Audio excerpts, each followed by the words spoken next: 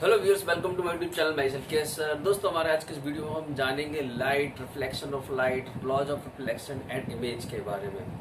तो दोस्तों, सबसे पहले हम ये देखेंगे कि लाइट क्या होती है। लाइट यानी प्रकाश। प्रकाश एक ऐसा मीडियम होता है जिसकी सहायता से हम किसी भी वस्तु को देख पाते हैं। It is a form of energy, एक एनर्जी का ही प्रारूप होता है। And the speed of light is 3 to 10 to the power 8 metre per second in the air और वैक्यूम। यानी कि प्रकाश एक ऐसा माध्यम होता है, ऐसा मीडियम होता है जिसकी सहायता से हम किसी वस्तु को देख पाते हैं। हम एक एग्जांपल के तौर पर बात करते हैं, जैसे हम किसी अंधेरे कमरे में बैठे हैं या अंधेरे कमरे में जाते हैं तो हमें वहां पर रखी कोई भी वस्तु दिखाई नहीं देती, लेकिन जैसे हम कमरे की बिजली को ऑन करते हैं, स्विच ऑन करते हैं, तो वहां रखी हमें प्रत्येक वस्तु दिखाई देने लगती है। हर वो वस्तु जिस वस्तु पर प्रकाश पड़ रहा है वो हर वस्तु हमको दिखाई देने लगती है। ऐसा क्यों होता है? ऐसा इसलिए होता है क्योंकि जो प्रकाश उस वस्तु पर पड़ रहा है तो उस वस्तु से रिफ्लेक्ट होकर हमारी आंखों तक आता है, जिस कारण से हम उस वस्तु को देख पाते हैं। यानी कि कोई भी वस्तु हमें तभी दिखाई देती है कि जो प्रकाश उस वस्तु पर पड़ रहा है तो उस वस्तु से प्रकाश रिफ्लेक्ट होकर, उस ऑब्जेक्ट से प्रकाश रिफ्लेक्ट होकर हमारी आंखों तक पहुंचता है, जिसकी सहायता से हम उस वस्तु को देख पाते हैं। यानी प्रकाश एक ऐसा मीडियम होता है जो हमें किसी वस्तु को देखने योग्य बनाता है। ओके, अब यहाँ पर वर्ड आता है रिफ्लेक्शन। अब ये रिफ्लेक्शन क्या होता है? रिफ्लेक्शन, जी हाँ, ये सारी कहानी रिफ्लेक्शन की है। किसी वस्तु को हम क्यों देख पाते हैं? क्योंकि जो भी लाइट उस पर पड़ती है, जो प्रकाश उस पर पड़ता है, तो वो प्रकाश वहां से रिफ्लेक्ट होकर हमारी आंखों तक आ पाता है, जिस कारण से ही हमें कोई वस्तु दिखाई देती है। तो स्टार्ट करते हैं हम सबसे पहले रिफ्लेक्शन। रिफ्लेक्शन क्या होता है देखेंगे।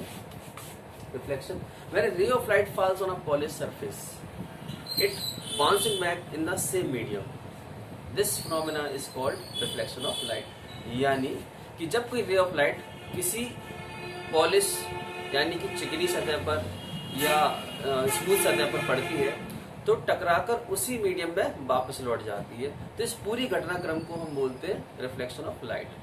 रिफ्लेक्शन जो होता है किसी भी वस्तु से हो सकता है, लेकिन जो सबसे ज्यादा स्मूथ सरफेस होती है तो उससे रिफ्लेक्शन सबसे ज्यादा होता है। सिल्वर को हम सबसे बेस्ट रिफ्लेक्टर मानते हैं, सिल्वर से सबसे ज्यादा रिफ्लेक्शन होता है। ओके, तो रिफ्लेक्शन ऑफ लाइट क्या हुआ कि जब कोई रे ऑफ लाइट किसी पॉलिश्ड यानी चमकदार सतह पर पड़ती है या चिकनी सतह पर पड़ती है, टकराती है, तो टकराने के बाद उसी मीडियम में वापस लौट जाती है। तो इस पूरे घटनाक्रम को हम बोलते हैं reflection of light. When a ray of light falls on a polish surface it get reflected and bouncing back in the same medium. देखिए इसमें क्या क्या होता है। जब ये घटना घटती है तो इसमें क्या क्या होता है। एक रे आ रही होती है, इसको हम बोलते हैं इंसिडेंट रे।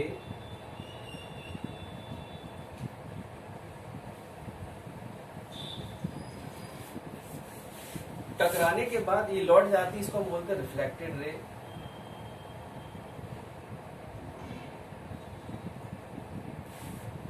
जिस पॉइंट पर ये टकराती है इस पॉइंट को हम बोलते हैं पॉइंट ऑफ इंसिडेंस।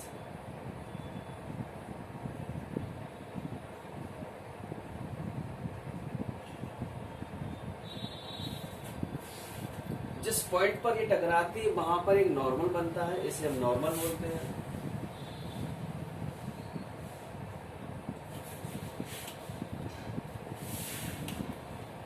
जिस एंगल पर टकराती है उसको हम बोलते हैं एंगल ऑफ इंसिडेंस, और जिस एंगल पर ये रिफ्लेक्ट होती है उसको हम बोलते हैं angle of reflection.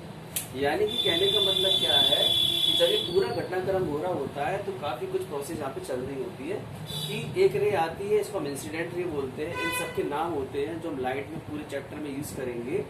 Incident ray, जो रे आती है उसको इंसिडेंट रे बोलते हैं। टकराने के बाद जो चली जाती है उसको रिफ्लेक्टेड रे बोलते हैं। जिस पॉइंट पर टकराती है उसको हम पॉइंट ऑफ इंसिडेंस बोलते हैं। और इस पॉइंट पर एक जिस एंगल पर ये रेस टकराती है तो वहाँ एंगल जिस लाइन के साथ बनता है उसको नॉर्मल बोलते हैं।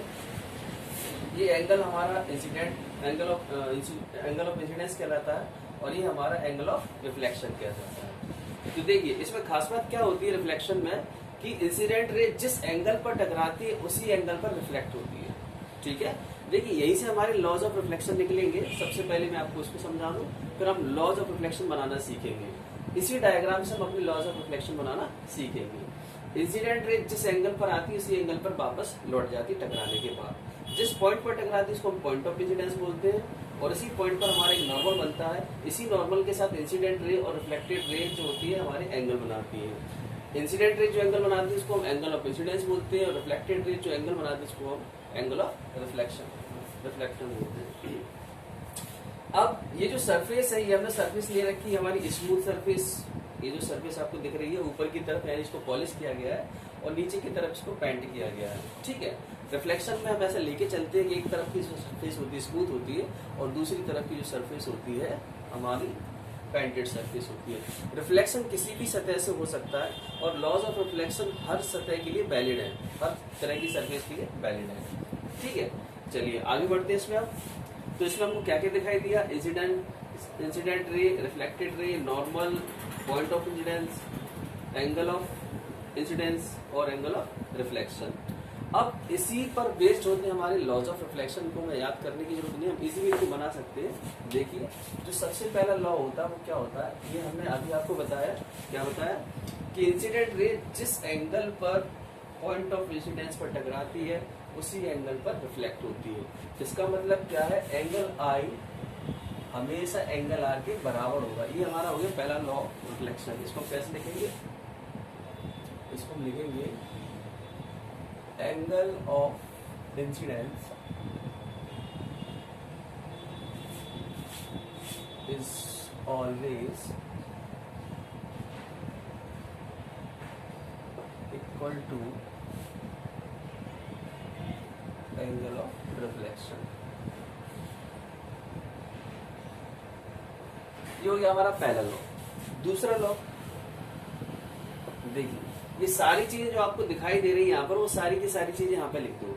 हमको सबसे पहली चीज क्या दिखाई दे रहा है, इंसिडेंट रे,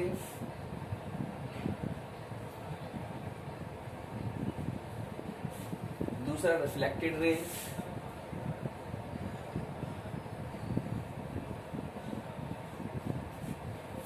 तीसरा हमको नॉर्मल और पॉइंट ऑफ इंसिडेंस दिखाई दे रहा है, and normal at the point of incidence all lie in the same plane. Okay, देखिए दूसरा लॉ भी इससे बन गया, हमारा डायग्राम से बन गया, incident ray, reflected ray and the normal at the point of incidence. Normal का बनना पॉइंट ऑफ इंसिडेंस पर बनना है, and the normal at the point of incidence all lies in the same plane. ये देखिए सारी की सारी चीजें जो है एक ही प्लेन पर है, मतलब ये स्मूथ सरफेस के ऊपर है। ये इंसिडेंट रे हो गया, हमारा रिफ्लेक्टेड रे, नॉर्मल और ये आपका पॉइंट ऑफ, ये सारी की सारी जो है एक ही तल पर स्थित है। तो ये हो गया हमारे लॉज ऑफ रिफ्लेक्शन। को रटने की, याद करने की कोई जरूरत नहीं है, इनको डायग्राम की सहायता से इनको याद रख सकते हैं। अब आते हैं इमेज पर। तो फ्रेंड्स इमेज कैसे बनती है, तो इमेज बनने के लिए मैं अभी हाल फिलहाल एक मिरर ले लेता हूँ। जैसे कि सपोज दैट मैंने एक मिरर ले लिया, कॉन्केव मिरर,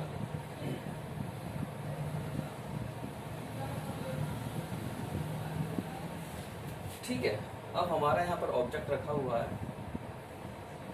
तो इमेज बनने की जो कहानी है वो ये है कि जब किसी ऑब्जेक्ट से, ऑब्जेक्ट यानी मैंने मान लिया ये हमारा ऑब्जेक्ट का पॉइंट हो गया, जब किसी पॉइंट से रे ऑफ लाइट निकलती है और निकलने के बाद किसी भी रिफ्लेक्टिंग सरफेस से टकराती है, तो टकराने के बाद जो अगला नेक्स्ट पॉइंट पर जब मिलती है, जो अगले पॉइंट पर मिलती है, तो जो अनदर पॉइंट होता है वही उसकी इमेज कहलाता है। यानी कि सपोज दैट ये इमेज यहाँ टकराई और टकराने के बाद यहाँ से लौट गई इस पॉइंट पर, तो ये हो गई इसकी इमेज यहाँ पर, ठीक है। किसी ऑब्जेक्ट की इमेज क्या होती है, तो इमेज क्या होती है कि जब किसी पॉइंट से रे ऑफ लाइट चलती है और टकराने के बाद जब किसी दूसरे पॉइंट पर मिलती है, तो उस दूसरे पॉइंट को उस ऑब्जेक्ट की हम इमेज बोलते हैं। तो फ्रेंड्स ये था हमारा light, reflection of light, laws of reflection and image. I hope आपको बहुत अच्छे से क्लियर हो गए होंगे। यदि आपको मेरा वीडियो अच्छा लगा तो प्लीज इसको लाइक करें और चैनल को सब्सक्राइब करें। Thank you.